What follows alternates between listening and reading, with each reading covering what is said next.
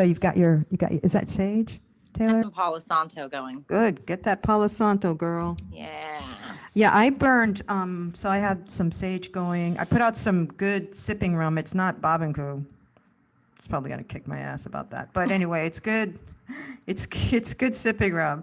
And some incense. I burned myrrh. I did some myrrh. Yeah, I did some myrrh and some sage. Ancient. Yes. I really love that image of her, of Cleo. It makes her feel like she's in the room with us, headphones on, ready to do the show. Totally. She is. Big ups to you, Cleo. Yeah. Yeah. So if you're just joining us on Facebook, come on over to our Zoom room if you'd like, so that you can share a story or chat with us live. And that number is 854-6601-8463. That's 854-6601-8463. And I am joined by my co-host. I'm going to just hold on. So here we are. So I am joined by my co-host, Taylor Callahan. And Taylor, you want to introduce yourself? Hi, I'm Taylor Callahan. I've been a spine, a thorn in Patty's spine, however you'd like to put it, for years now. Or a spine in my thorn. A spine in her thorn. I never had the honor of meeting Cleo in person, but many, many stories have been carried to me on the winds. And so in spirit, I have known many stories of Cleo and feel very close to her because of them. Yeah. Anytime I see a moth, I think of Cleo. Exactly. Yeah. Actually, a lot about moths. We can talk about that. But first of all, just want to let people know that Wildflowers Live is a live stream that we're doing every Sunday at 10 o'clock. And every week we share a story and we talk about the contents of that story. And so because I had a friendship with Cleo, one of the 14 stories in Wildflowers and Present Tenses is this story called Coffee with Cleo and Company, and it's all about Cleo's days at the cafe when she became quite a fixture there, and so many people got to know her. So that is, and if you haven't gotten my book yet, the best way to get it is pattyluciawrites.com. You can get a 15% discount on that and an additional 10% if you join my subscriber list. Also available at Barnes & Nobles and on Amazon. That's right. It's at Barnes & Noble, Amazon, Kobo, Goodreads. It's on all of those places. Thank you, Taylor. So today we are going to be talking about Coffee with Cleo and Company. And just a little background. I met Cleo in, I think it was the summer of 2007. That was really quite a year for me. That's when I opened up my coffee house. That's when the coffee house was still called Les Beans Coffee. And Les Beans. Yeah, and people thought it was French. That was good. Cleo didn't. So Cleo walked in one night. So there were organizations, you have a coffee house that has comfortable sofas and seating and everything and good coffee. It's a great place to meet people, right? And it was always, coffee houses are wonderful places to meet people and to have meetings. And so that's how Cleo came to my coffee house that summer of 2007. She was coming to a Equality Florida meeting that was happening, and she arrived early because she was coming all the way to Lake Worth. It was in Lake Worth, which is in Palm Beach County, and she was traveling up from Davie. So I don't know, I'm thinking that was about an hour, but she was traveling an hour north to come to a meeting, an Equality Florida meeting, that happened to be, they wanted to hold it at this new gay coffee house, right? So I was like, okay, people would have meetings all the time, it's like, who are you? So, there'd be gay groups, there would be like witchy groups, it'd be like the anarchists met, The environmentalists. the environmentalists, everybody, We had all sorts of stuff it was there. a hodgepodge, but that's what a coffee house is, and I was very honored to be like that kind of gathering place. So, and that's where our story began when she walked in that night, and I didn't recognize her right away. I knew she looked familiar, but I didn't really make the connection. So I don't think a lot of people do make the connection. I know that there are quite a few that didn't. And for people who don't know, the Cleo in which we're referring to is Call Me Now for Your Free Reading, Miss Cleo, that everybody so famously knew her as. Although that is far from just an excerpt. It's just a piece of who she was in the grand spectrum of Cleo. yeah, yeah. And I think what you unfortunately, said is the crown. Sorry to interrupt you. Yeah, no, go ahead. Is such a great depiction of her cheeky, fiery spirit. Mhm. Yeah, she was that, and the thing is, what was really unfortunate was that so much of what people knew about her, they knew from the media. And as people understand this now more than they did then, the media gets shit wrong all the time. Sometimes it's accidental because they're stupid, and sometimes it's on purpose because Yeah. they're devious and cruel, and or they just want ratings. So right. let's demonize someone so we can boost our ratings.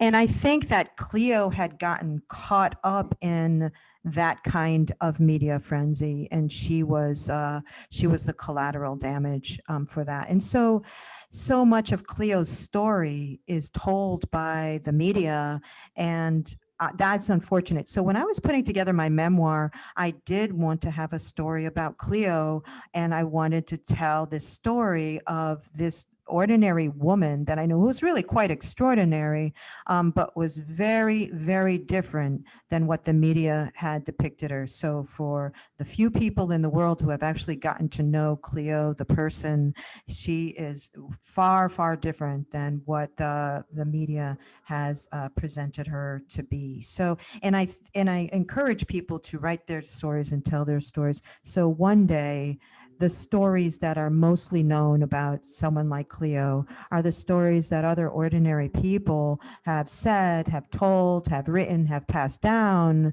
that are true to the person, true to her memory, true to her essence, and not the media opportunistic kind of cruelty that went on during that time. So this story does reference some of that, but it's mostly about this woman who walked into my coffee house.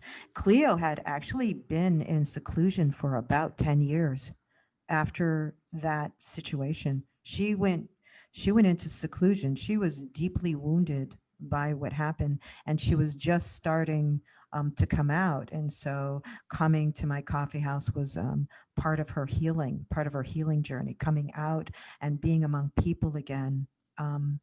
And so that's kind of how it began. So should I jump into this, Taylor? Did you want to add anything to that before I jump in?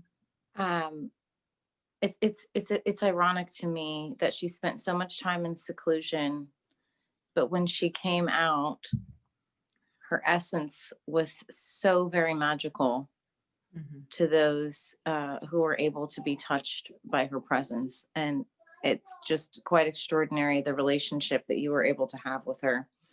Yeah, and so many people were able to have. And the people at the cafe she allowed to see that side of her and was able to open up again. Yeah.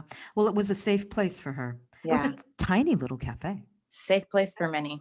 Yeah, it was it was. And she felt it. But it was this tiny little place that was kind of had its own kind of magic, right? Yeah. And there she was. So I'm glad that I was able to provide that space for her. Mm. And in the process we became friends, and she became friends with so many people. She touched so many people's lives in that tiny little place. So I'm going to jump into it, okay? Yeah, I'm go going to. do it. So, for those of you who don't know or joining later on, the way that my book is structured is there is a crone figure who's my future self who introduces each story from a perspective of kind of down the road for me. And so I'm going to just begin by sharing the crone's introduction to Coffee with Cleo and Company. Every once in a while, someone walks into your life and turns the whole thing upside down, the crone says. The anti-hero, the pot stirrer, the one who asks, have you ever played 52 card pickup while holding a deck, every card marked with your tidy beliefs? The crone takes a cigar from the fold of her poncho and strikes a match. She bites the plastic tip and watches the smoke curl and twist. That's who Cleo was to me, she says. And when she asked me if I had ever played, I said, no, I don't think I have. Show me. Mm. Mm. The fairies fly through the cloud of tobacco smoke. The aroma pleases them. Stories about pot stirrers do too. So I think it was kind of a little bit. I was naive too. It's like, oh, really?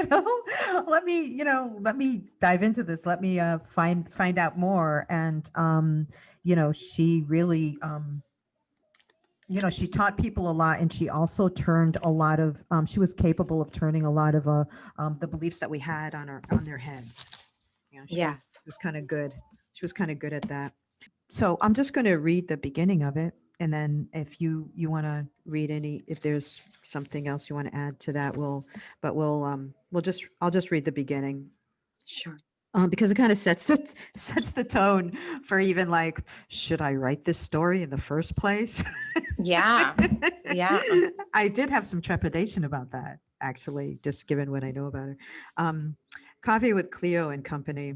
It's risky business writing about a voodoo priestess. Somewhere in the unwritten esoteric canon of laws that govern such things is a law that states this, I am certain. Cleo herself never wrote anything down. We don't write things down, she said bluntly when I had asked one too many questions. Her tone said, if I told you more, I'd have to make a wax figure in your likeness and melt you. So that was kind of like the beginning of our friend. I kind of asked a lot of questions, and she generally found them annoying. So, As yeah, often a teacher will kind of scoff. Did you yeah. hear what I said? Did you miss the lesson? It wasn't as literal as you made it, Right, right. Exactly, exactly. I remember, and I didn't put this in the story, but I remember one time, she was always saying, you talk too much, you talk too much, you yak too much, you yak too much. And one day, she showed up, and, after she had given me like this whole thing about how I talk too much and I yak too much. And she showed up one morning, and she's got this beautiful necklace around it, and it's made of bone, right? And she's kind of in an ornery mood. So I'm just kind of like giving her coffee and everything. And me, I'm just like, hi, and I was completely like, bedazzled. Yeah. totally. And I say, hey, what kind of necklace is that? And she just looked at me with a straight face and said, yak bone.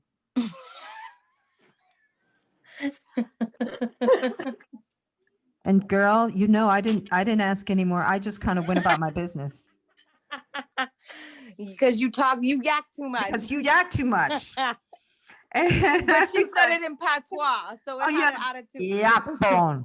Yak bone. Yeah. Yak bone. Yak bone. Because you talk too much. Bumbucklad. It's like, Put okay. some rum in my coffee now. Really? Excuse me. I'm just a stupid white girl. Just ignore me. So at any rate, that was yeah. So that happened. That happened a lot with us. I have more. Was there more you wanted to add or check? And let's check if you are in the chat room and you want to add to our story. Robin's here. Hi, Robin. Hi, Robin. Nice to see you, Robin. Hi. Hi.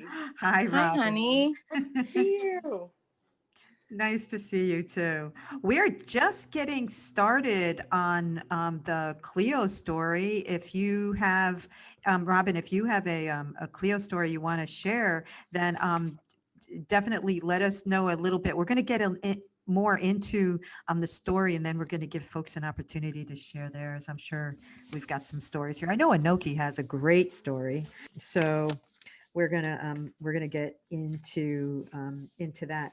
Taylor, did you want to read a section? There's just a couple things that I'd love to touch on. Sure. Just a couple paragraphs. Put those glasses on, girl. So I can see. Because apparently in your 30s, you go fucking blind.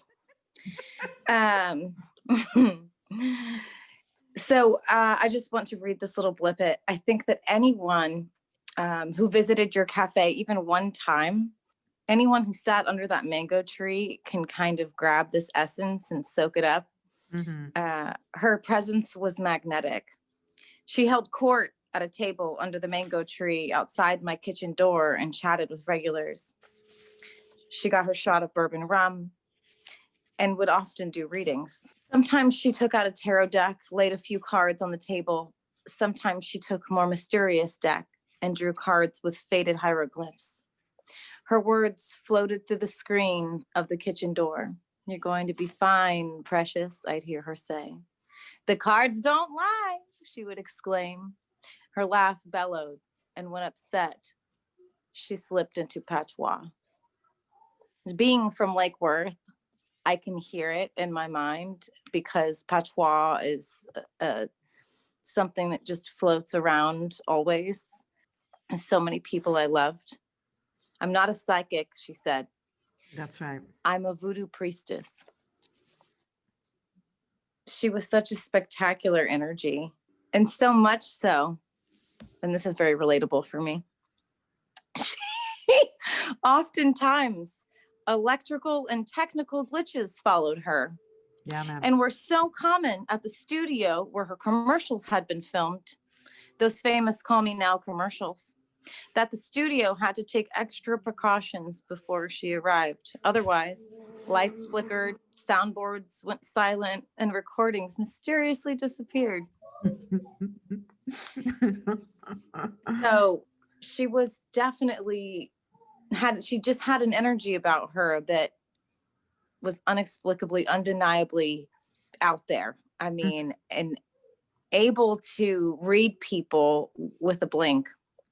Mm-hmm. But I can see her, even though I never got to sit with her, sitting under that mango tree doing readings. Oh, yeah. And I'm sure that anybody that sat under that mango tree can feel that too. Mm-hmm. Yeah, that was her favorite spot, with a cup of espresso and her black and mild. She would kind of sit out there and people would come see her under the mango tree. I would have smoked a black with her. Oh, totally. I love it. Oh, yeah. So, and we can get into, there's a lot that's been written and it is upsetting. And that's part of the stories that have been told that are, a bit upsetting. And that's like her Jamaican accent was a fake, blah, blah, blah, and all that. And people who really know her personally, it's like, nah, that wasn't fake, but, her birth certificate and all of this. And so there were a lot of things that people who were close to her kind of knew about, but unfortunately the media had put out all these other things. And we can get to that. But I wanted to get into this aspect, this more intimate aspect of Cleo that a lot of people don't know. And that is that, and the way she talked about it was that there were spirits who traveled with her. And people have different understandings of this, but if you were close to Cleo and you spent time with her, there would be times when Cleo was not Cleo. There was someone else there, and it was not Cleo. And there, psychologists have understandings for this, but voodoo priestess don't. There's in her practice and in her spirituality, these were spirits who traveled with her and occupied her sometimes. And so that's if you were close to her, you would experience this. Sometimes maybe you wouldn't get it. But in our friendship, she kind of gave me a heads up.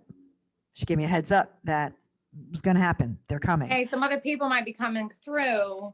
Yeah. Just want to let you know. Yeah. Don't know when they're going to show up, but if they yeah. do, Yeah. you've been warned. So I'll just read. Yeah. So this is basically what she said. This is the kind of a little snippet. She said, "There are spirits who travel with me," Cleo said one night. "They will come soon." "Where?" I asked. "To see you." "Who are they?" There are two. They are very different. She described Gramir. She is old, very wise, but she has no time for fuckery. "She'll hurt your feelings," she said. "She is the spirit of my real mother." Then she described Max. "She is trouble." "How?" "She does not like rules." "Neither do you." "Sometimes she makes messes I have to fix." "How will I know when they come?" I asked. Cleo laughed. "You'll know." And so there's this, like the first time that I meet Gramir, right? First time she comes, I want to just kind of share because I honestly was a bit of a wreck when it happened. So um, made kind of Very rarely have I ever seen you like fumbling, mumbling, not able to, you don't really overthink situations. You usually just really have a flow about you, Patty. So when I read this, I was keying on the inside. I'm like, first of all, when the hell does she make cookies out of a tub? Oh, right, exactly. And secondly, yeah, exactly. What happened there? Yeah, exactly. But the way you describe it, you said it was almost like a mist or a fog had kind of taken over the room, and I could feel it reading it, that it was an energy. She had actually had the capabilities and the knowing to slow time down in that moment. She was. It felt that way to me. I mean, and people will say, "Oh, that's just your imagination," or whatever. I mean, people can say all kinds of things. Special moment, yeah. But there was a shift happening in the room, and a lot of people nowadays are more aware of these kinds of things. Back years ago, and not that long ago, people just thought that was imagination or something wrong with you. So I'm going to just kind of read when the part where Gramir shows up. One evening after close, Cleo and I sat in my living room sharing some babinku. We had been talking for a while when I felt a shift in the room. Cleo spoke more quietly, then became silent. My living room felt different, almost misty. I lost my sense of time. Cleo smoked her black and mild in silence. I saw only the side of her face, but could see that her countenance had changed. I got nervous and got up to wash our dishes. I puttered in the kitchen for a moment, and when I returned to the living room, Cleo was not sitting there anymore. This was Gramir. I watched Gramir out of the corner of my eye. Her eyes were closed and her expression serious, as if in prayer or meditation. Then she opened her eyes and looked directly into mine. My heart pounded. "Gramir?" I whispered. "Patricia."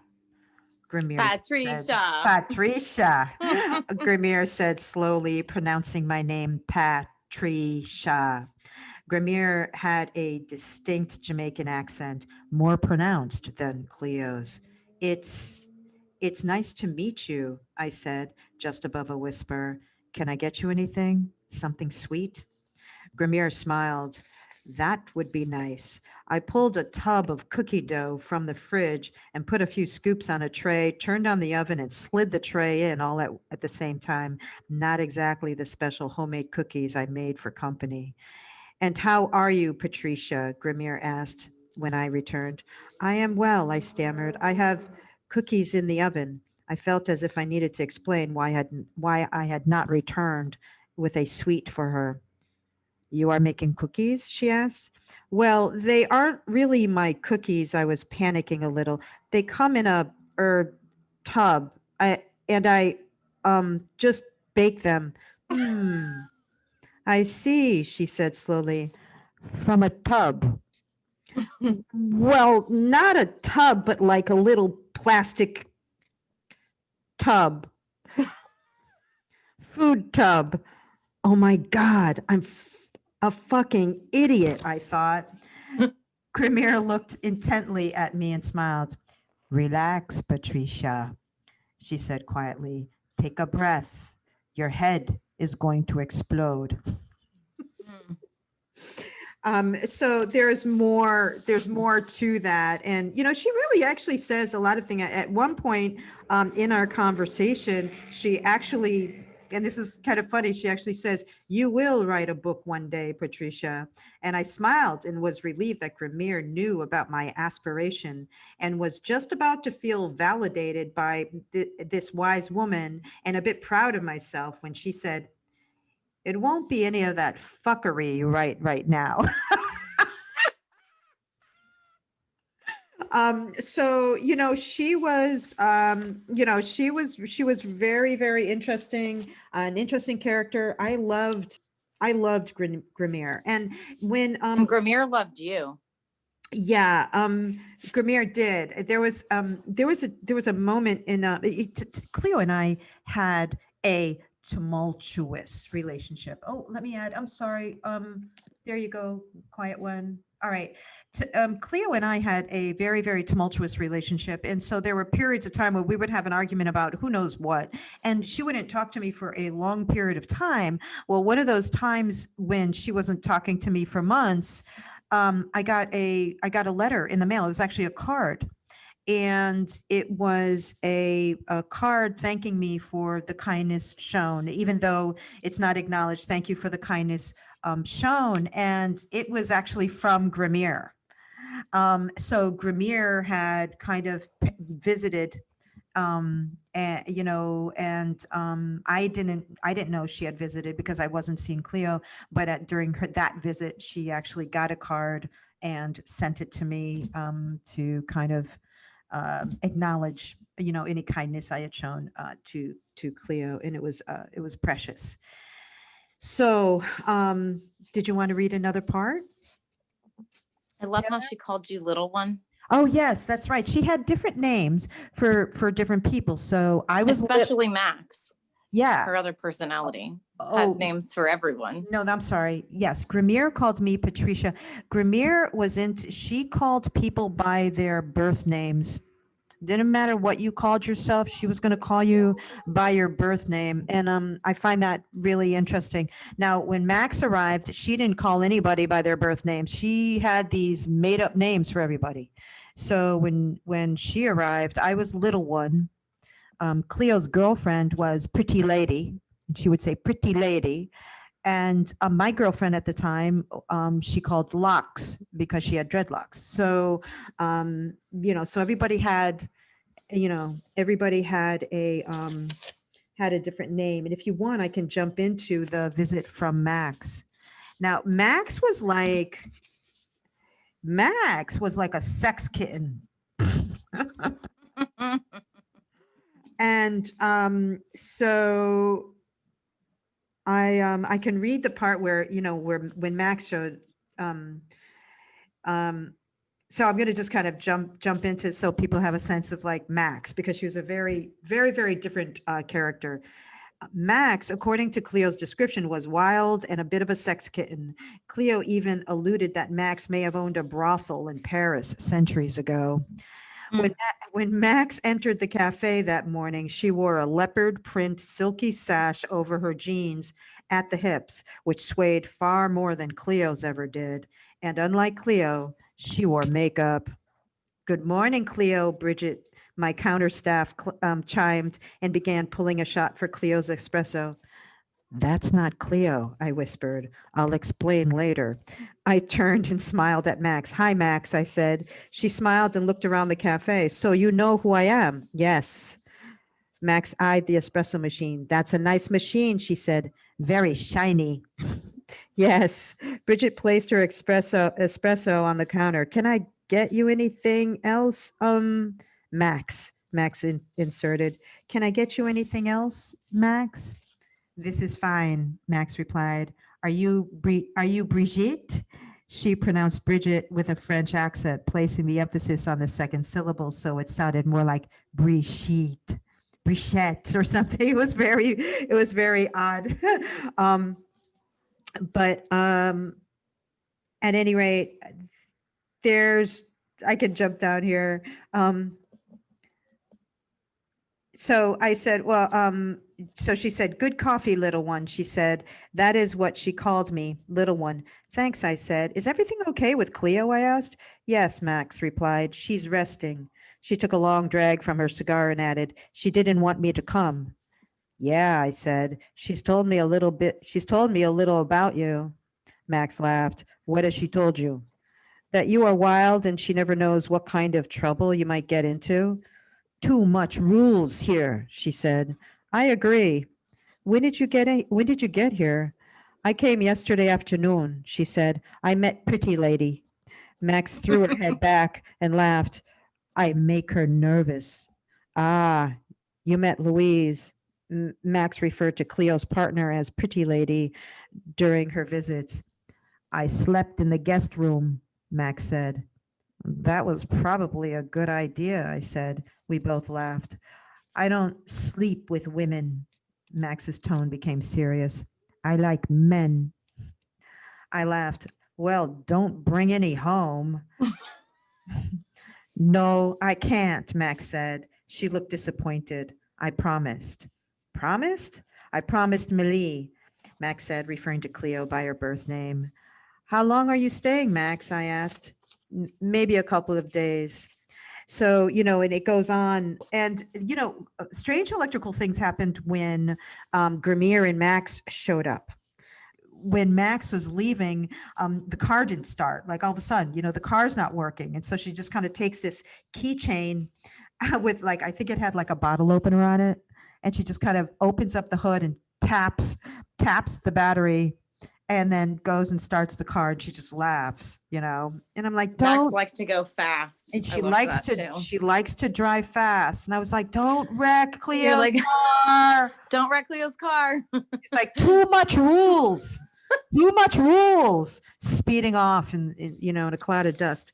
So these are the characters that would show up when when Cleo needed to rest. Cleo and I, we didn't remain friends until her death. So shortly after my partner and I broke up, you know how that happens in relationships, right? It's kind of like when people are friends with both, sometimes, they make choices. So Cleo and I's friendship kind of faded away, and she kept her relationship, her friendship with my partner, but our relationship kind of faded away. So I had no idea that she was dying when I found out that morning. And but she had been so reclusive with the media, and she didn't let any of her personal business out, that when she passed away, the only place the media knew to show up was my cafe. But I hadn't seen Cleo in a couple of years. In fact, she had used your address to the cafe. Yeah. As a way to get a hold of her. Yeah, she had. Which is kind of like comical. Yeah. Back. Yeah. She never really left that cafe. No, that was still her joint. So here here it is. On the morning of July 26, 2016, I stood in the kitchen of my little cafe with my hands in a bowl of veggie burger dough. It was early, just before eve opening. Bridget, my counter girl and server, had just arrived and was tidying the front of the house. My phone rang, and I noticed it was Bobby. I hadn't heard from Bobby in months. Years before, when Bobby had found out Cleo was a new regular at the coffee house, she said, I've got a bone to pick with that woman. I'm going to ask her what the fuck happened to my money. Bobby had lost hundreds of dollars to the psychic hotline. When she and Cleo finally met, Bobby learned the truth and they became friends. When Bobby got pregnant, Cleo helped prepare her for single motherhood. She made meals and insisted Bobby elevate her swollen feet.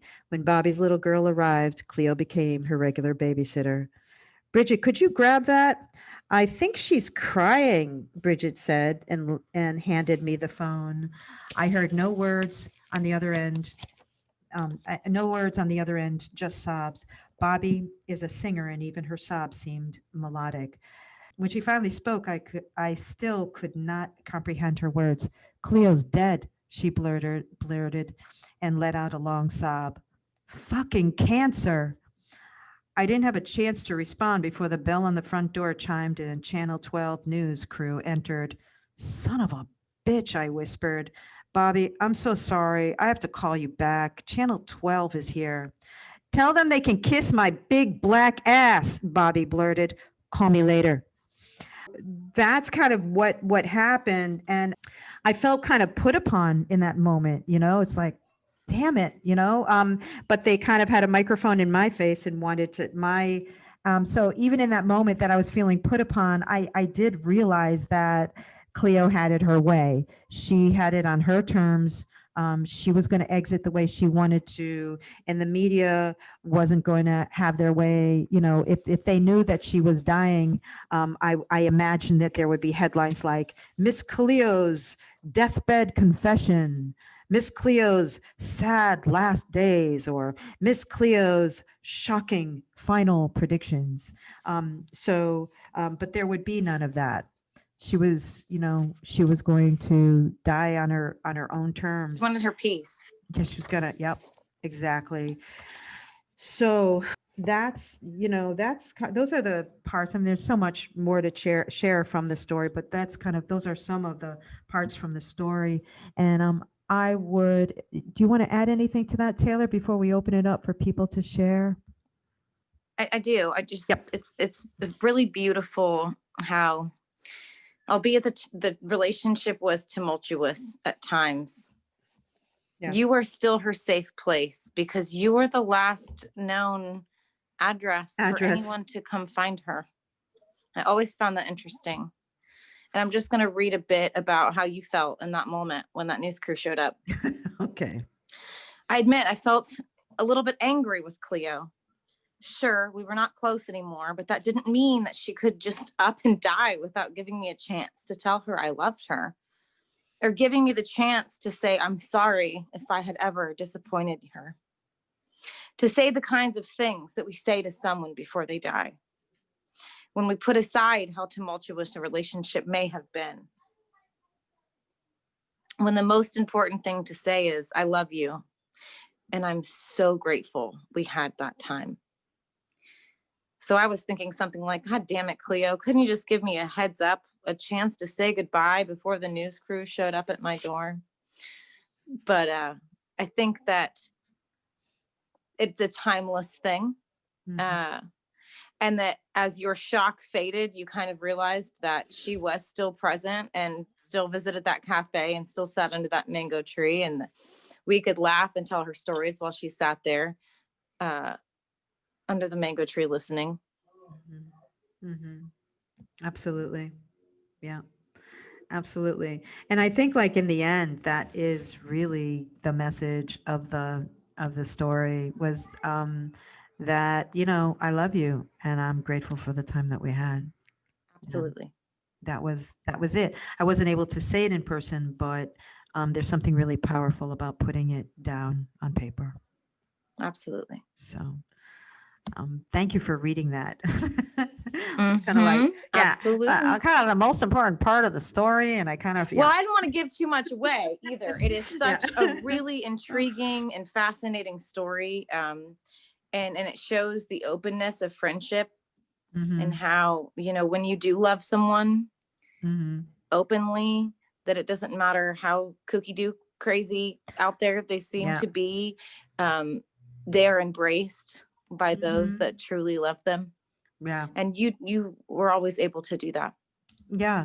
I mean, and Cleo is someone, and I firmly believe this. I believe that the people that are close in our lives are people who have been there before. And we've kind of, we kind of carry each, lifetime to lifetime, we pop up. And so Cleo and I had been friends before. We had, had experiences before. I believe that someone, who was particularly connected and a reader said that we had died at sea once together on a ship as merchant marines or whatever, then like I don't know, the 1500s. So we've kind of taken it forward every lifetime. And just as with my other stories, I'm hoping that with this story, I have taken it forward and left this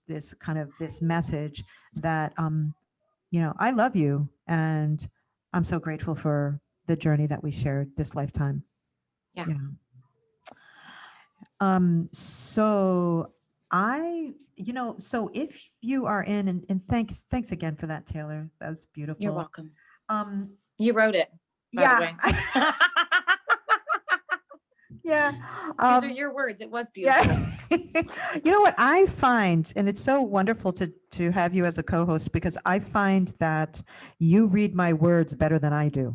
Because I'll tell you why. Tell me because why. you are the most humble being that I know. And okay, can't take a fucking compliment. And La la la. I'm gonna mute you. gee, don't be like everybody else in society today. You can't just mute me, okay? I feel your words in your story. You are in your head.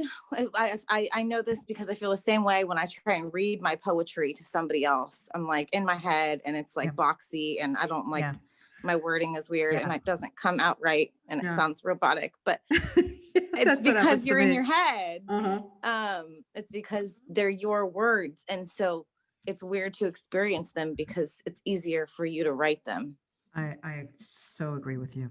And for me, I feel your words and the flow of your story and the imagery that you gift us in these stories so deeply that I feel like I'm able to they just come off my tongue so easily. Well, I so appreciate that, Taylor. Well, I'm grateful. So appreciate it. All right, so enough of this love fest. Let's have some enoki in here. Let's bring in enoki, and I know that Robin wants to jump in here too. I know she has a story. So enoki, you are unmuted. Let's Enoki has the funniest. It's the best. Story. It's the best. I'm still kikiing because Enoki and I, like, our humors are a lot alike, and I feel like that would have been me, like, fucking mind blown. I was like purple. What? I don't even know what color I think just thinking of it, I'm turning colors right now. Well, okay, we'll start from the beginning. Let's share the beginning because the story is so awesome. I was like a neighborhood cat at Mother Earth. Like I just wander up and I'd lay under the tree and Patty would come out and feed and love me. and like Cleo was a person that I met there, and she was like kind of puzzled by me at the first meeting or whatever. But like, a cat, we all have our powerful moments, the people that gather at Mother Earth, and so we would just like relate and talk like about things on like levels that most people would just like not really get, and we didn't have to like over explain ourselves or anything to each other. And it was just kind of like relieving to like be around people and just be. Just And be. yeah, like, you know, you'd be like, oh, why is this? And like the first thing that popped into your head would come out, and it was like magical, you know? And so I really loved and connected with Cleo, like, and felt like empowered being around her. And I felt like, you know, like we had a good exchange of conversation and medicine and love, you know. And I knew her as, you know, the lady dun dun, you know, Mhm. Miss Mischief, you know, but good mischief, you know. And I'm all about that. So you know, our friendship grew, and a couple years down the road or whatever, you know, I knew she'd, you know, read cards and stuff, you know, like, and heard other people talk to her about reading her cards, but I don't ask people things like that, you know. And I, you know, I I I was just sitting there one day, and she's like, you know, I'll read your cards for you. And like, I just like flashed back to my childhood, you know, and had this like memory of like, you know, when I was a kid, I borrowed my mom's credit card and tried to call the 1-800 Cleo line, you I know, did like, that and too. I Yeah, did that, guilty. and they transferred me to some dude, and then I didn't even talk to Isn't her, it but fucking I had a Cleo? dream. I had a dream that I was supposed to ask her something, you know, like, and so like I felt like devastated, you know, on like my spiritual journey as a kid over this, because I thought, you know, it was like this prophetic, you know, Cleo's gonna tell you what you're gonna do with your life thing. And so like I never really, you know, I never asked a reader for a read after that, you know. Like I had a couple people offer me, and I took them up on that, but I didn't ask for it, you know what I mean? Yeah. And I was like traumatized by that as a kid. So I was like laughing, and I tell the story or whatever, and I'm like laughing, and I'm like, look, you know, you see all of that in the end, spirit really tells you what you're supposed to do, you know, and it might not be when you think it is, but it happens way later on in life. Now look, screw that stupid company. I got my own Miss Cleo. And at that moment, everybody's face dropped as they realized that the whole time I never knew she was the Miss Cleo from TV. I just thought, you know, I was just like, like, I thought that lady was like in Anoki. California, you know. I didn't have a clue. Like I didn't think, you know, like I thought that was somebody totally different, you know, some made up lady that's really a dude, you know, that tells you absolutely nothing relevant and then gets you in trouble.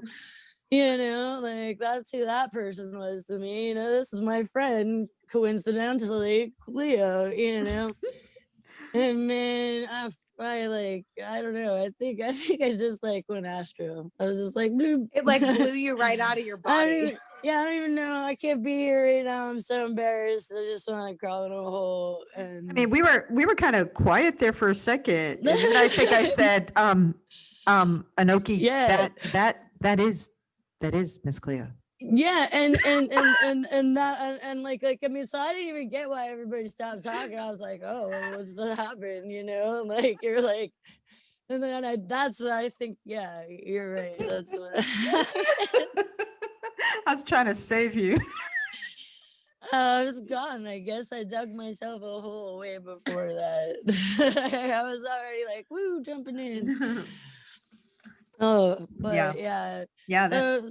So it's just like, but I like the you know, our foundation of a friendship was real. I didn't know, you know, any of that. I saw her magic for who she was, and actually, you know, would have never, like I said, never put it together, because they're completely different people to me, you know, these two people in my life, you know. Mhm.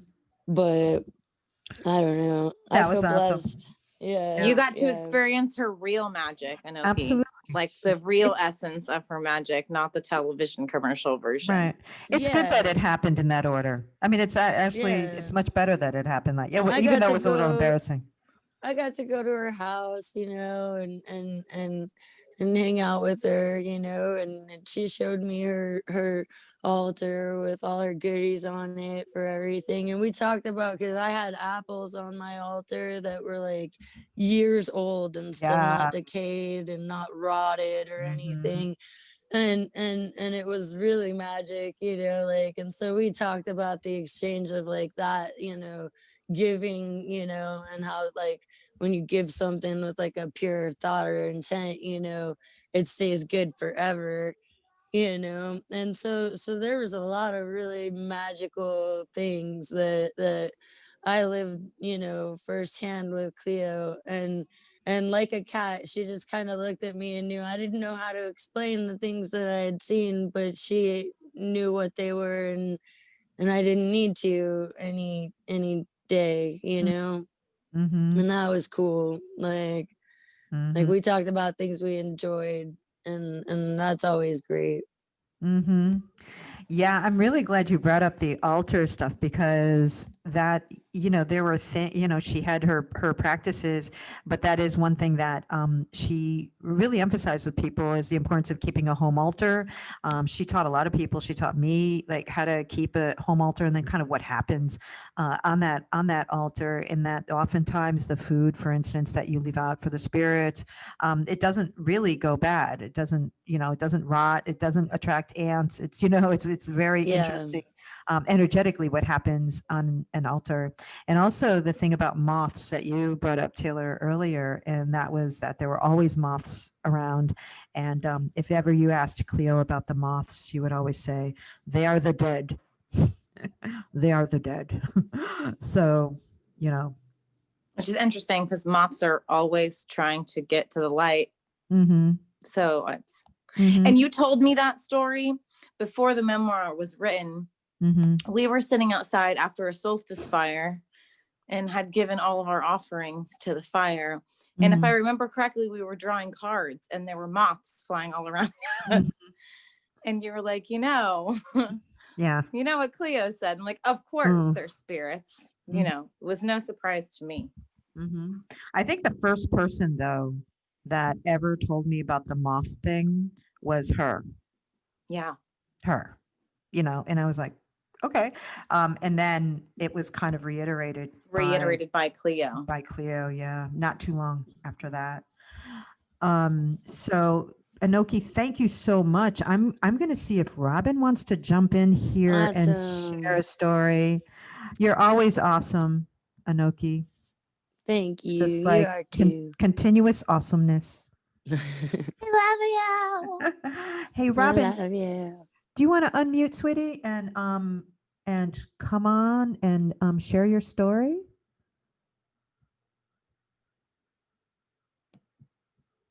Robin, are you there? She might have walked away. Um, well, if you come back anytime soon, Robin, we'd love to hear from you. And now, I'd ask the quiet one if they want to say something, but I'm thinking their name probably says otherwise. Um, but I am going to, just because I want to be polite and respectful, if the quiet one would like to share a story or say a few words, you can do that as well. You've got the floor if you want it.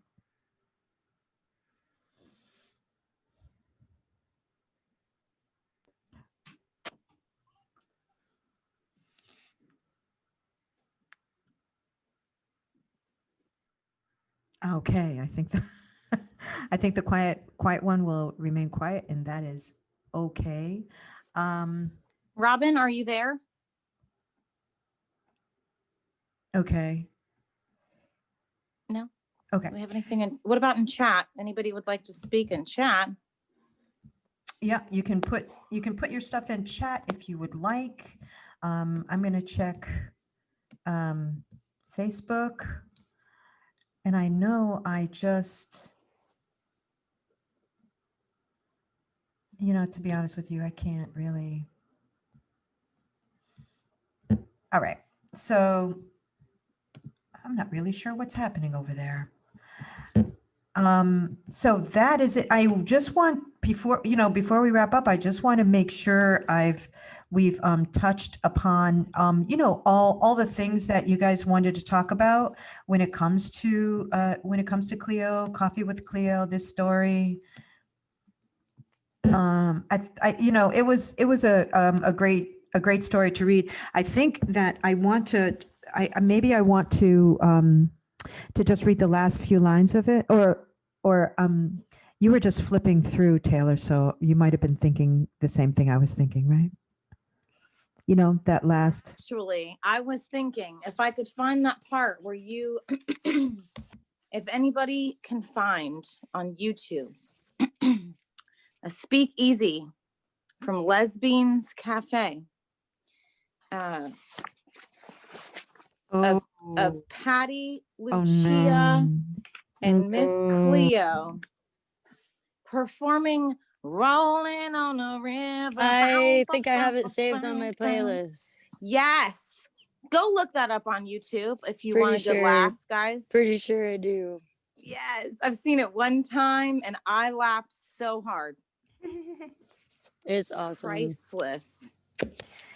So we were doing a fundraiser for the cafe, and Cleo decided that we were going to do a performance, and so she showed up, and it was a performance to Tina Turner's "Rolling on the River," and she was wearing one of those big Afro wigs, And feather boas.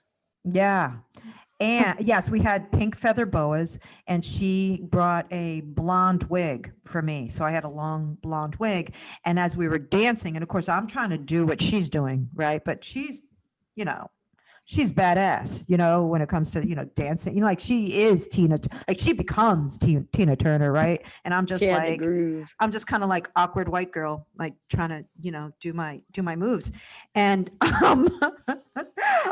so the blonde wig kept falling off and everything. So it really did become hysterical, but I'm pretty sure you can probably find it on YouTube, like Mother Earth, Cleo and Patty, Proud Mary. Yeah, and if you Google that on YouTube, you can find it. Not that I want you to really, but Go find it. go find it, she says. It's really kind of hysterical. So but that is an example of some of the antics that we did when we were together. It got pretty wild.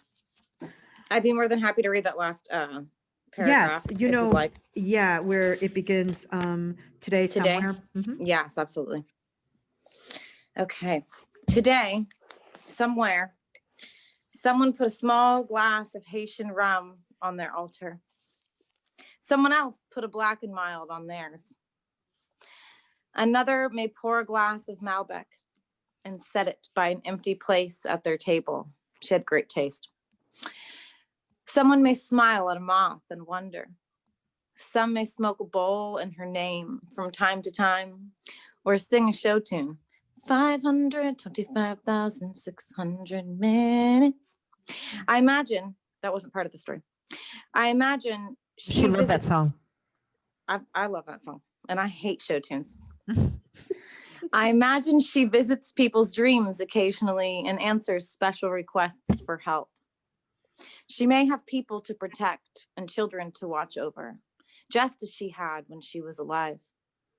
No one can say for sure what Cleo's plans or promises were for her life in the spirit world, among the dead whose company she often said she preferred over the living. She has left us to wonder and imagine such things. A voodoo priestess never writes things down. To you, Cleo, I say. Yes. To you, Cleo. Much love. I love you, and I am grateful for the journey we shared. Yes. So next week, Taylor and I are going to read excerpts from the story from Wildflowers and Present Tenses entitled Weighty Matters. And that is actually the first story in the memoir, and it really is about body image and sexuality, and how it was all for me tied together, kind of growing into my body and not having a body that was particularly feminine, and also dealing with having, I went on my diet when I was 2 months old. First diet I ever went on was I was 2 months old. No lie, that really happened. And I think I've spent the rest of my life kind of trying to deal with that trauma. So at any rate, so there's some funny things in it, and also it's really, really quite a journey. And of course, Taylor picks the stories that we do every week. So Taylor, do you want to say why it is you wanted to do this story next? I think waiting matters is such an important subject in today's world. I think that your stories are so helpful to today's generations, coming up and coming youth, especially women,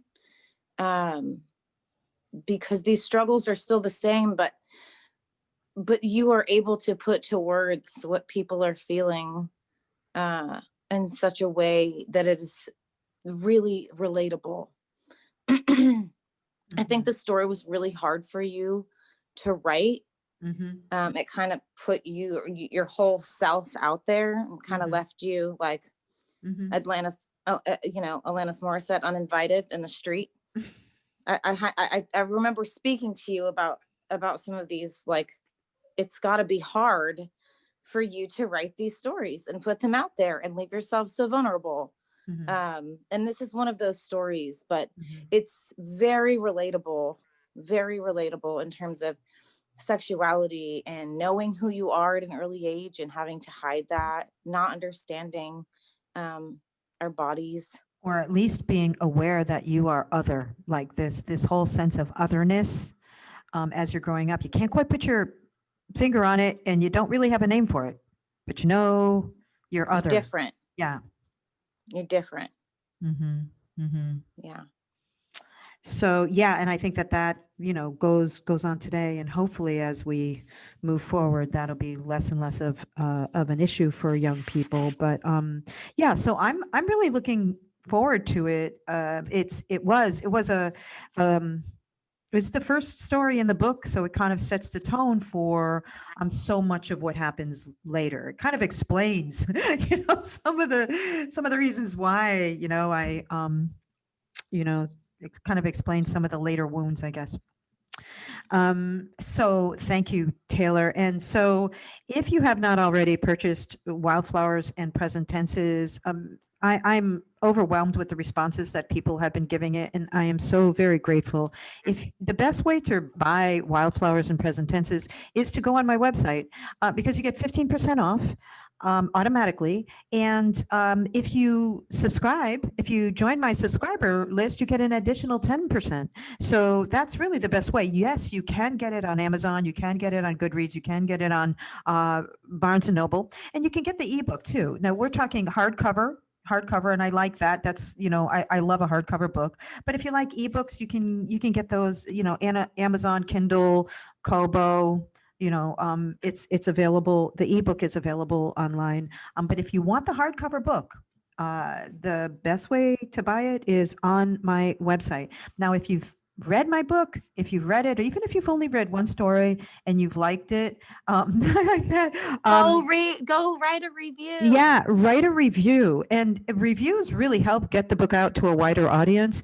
And I was, one thing that I suggest is if you write a review for Amazon, you can always cut and paste it, and you could put it on Barnes & Noble and Goodreads. So same review. You don't have to, but, or even if you just write a review on one site, I would say Amazon, because it probably gets the most traffic and we'll get a bigger bang for the review there. But definitely, but if you're feeling like you really want to leave it on Amazon and Barnes & Noble and Goodreads, just cut and paste, and you can put it in these in these different sites. Also, if you write a review, please email me and let me know. I have my collection of poetry coming out in May, and I'm going to send you a free copy as a thank you. So please, if you write a review, please let me know. Email me, Patty at Patty Lucia Writes, and just yeah, let me know, and I'll make sure you get a free copy of my poetry.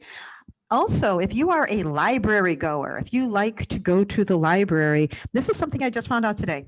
You can actually request that your library purchase the book. And that also really helps with getting the book out to a wider audience. I am doing a step-by-step. For those of you who would like to, if you feel inspired and you want to write your own story, you want to write your own memoir, that is awesome. I support that. I am doing a, excuse me, a step-by-step how to write your memoir in 2021. I had to actually think about that for a second. What year are we in? If you want to write, and you can, it's very possible, it's doable. I know how to break it down into pieces, parts and whatever, and to get it done. So if that's something that you're interested in doing, I am putting out the step-by-step how to write your memoir in 2021 and get it out to people. You can do it, and I strongly urge people to do it if that's something you want to do. Find me on Instagram, Patty Lucia Writes on Instagram, on YouTube. I'm Patricia Lucia Author. Find me there so you can see all the videos. And if you are interested in my health journey, like I am working every day on working towards optimal health as I age. Actually, Tuesday is my birthday. I am going to be, you want to know how old I'm going to be? It's amazing. Tell them. I am going to be 62 years old on Bam. Tuesday. Bam. And Ba-dow. that's ba-dow, right? Woohoo. Woohoo! There's Robin. There's Robin. So I have it. And Robin, I want to hear your story. Let me just tell the people this. If you are interested in, yes, if you are interested in my health journey, follow me on Instagram, This Amazing Body. I am putting out a book in 2021, This Amazing Body, and it's all about how as I age and move into more and more my postmenopausal life, how I am seeking optimal health, and it's really an amazing journey. And all of our bodies are amazing, amazing, amazing things. And so I share that on Instagram, This Amazing Body, if you want to follow that. Robin, don't go away. We want to hear from you. Come back. I'm here. You are. You want to? I never left. I you just wanna- didn't have a story. I mean, I had a story to share, but I didn't. have a Yes. story to Please share with us But your I do. story, can Robin. share with you. Robin, Mini Robin, mango tree moments with Robin, Robin. put your There's camera so many- on, Robin. Let's look at your beautiful face.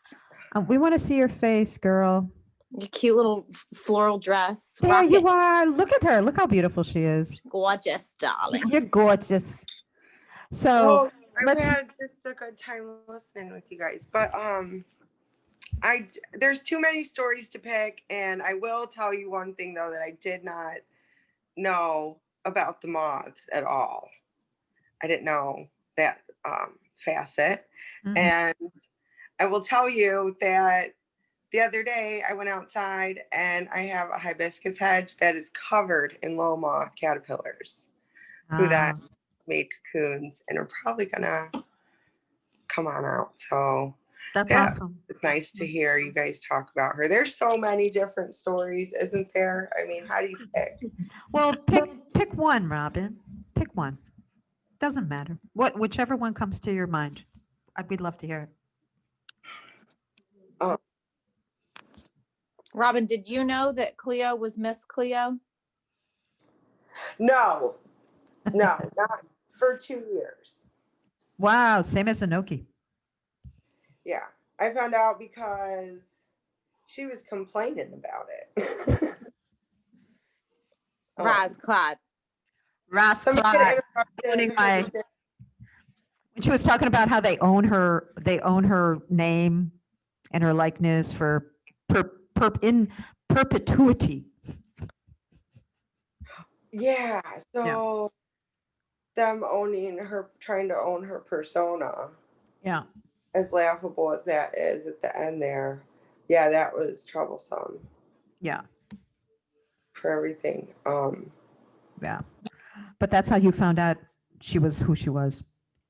Years before that, I found out, Mm. it had been at least like 4 years before that I found out who she was. And she, Mhm. it's because she was complaining she'd gone to dinner the night before and someone who knew her celebrity had come to interrupt her dinner and want an autograph. And Oh, yeah. he tried to dismiss them, and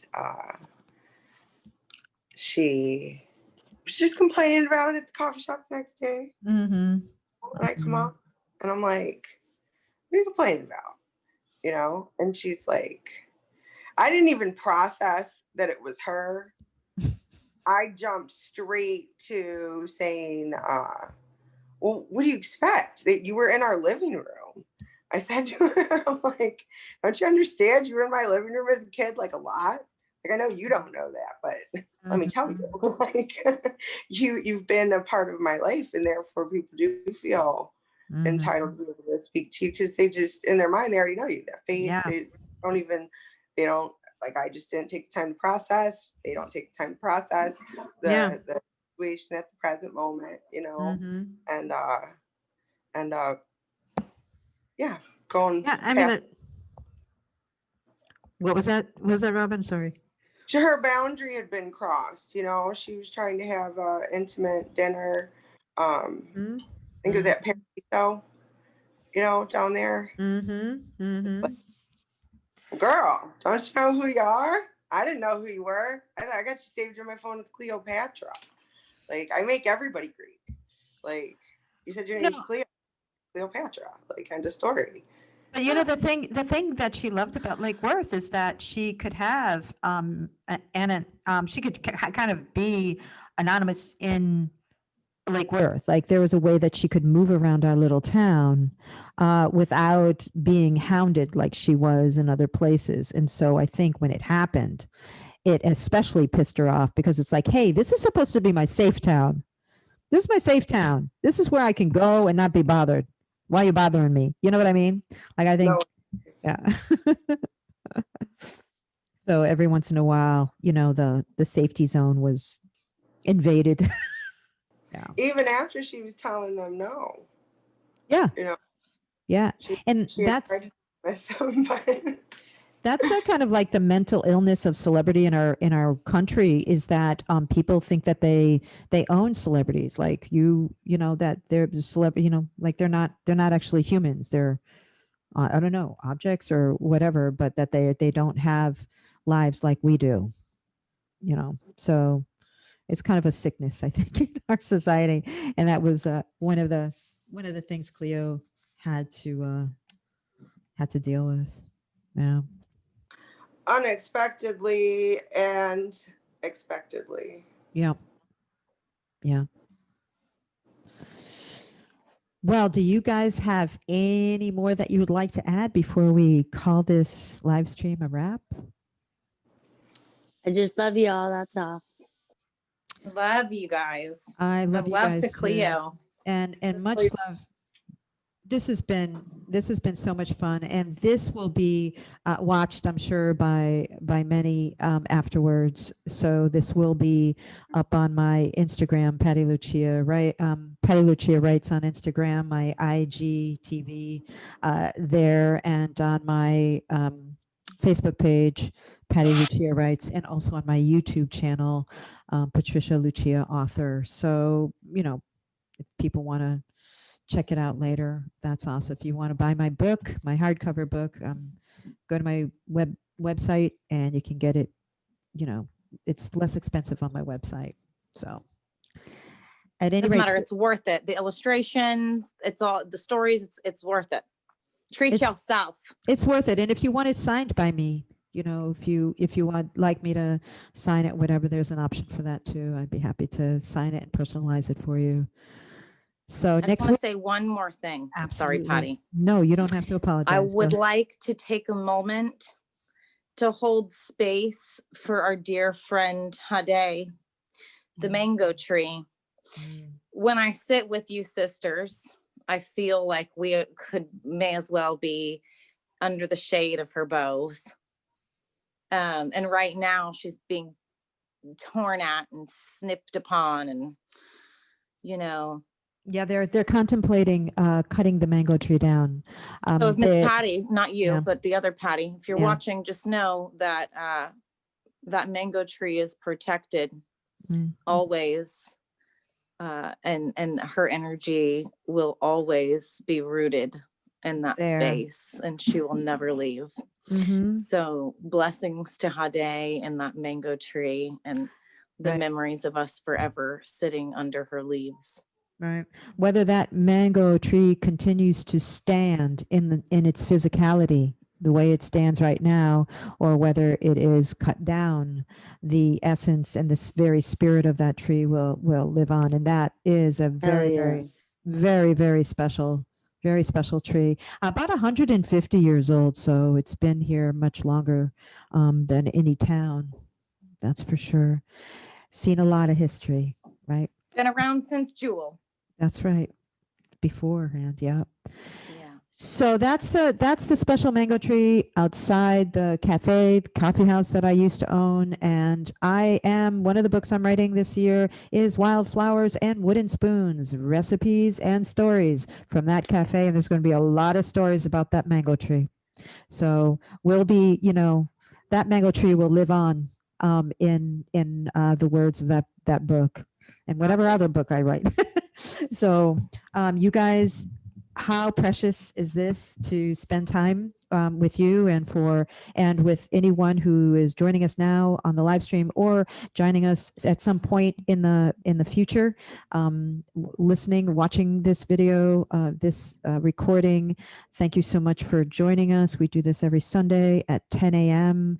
and we'll do it again next Sunday at 10 a.m. when we read Weighty Matters and talk about body image, sexuality, otherness, all kinds of, being women, what it means to kind of be women in the world.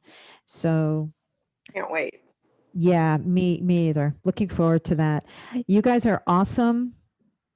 I love you. And love you. Good to see you guys. Love you. You're awesome. It's always such a treat. It is. It's such a joy for me too. I will see you guys next week, hopefully on Sunday at 10 a.m. Have a beautiful week.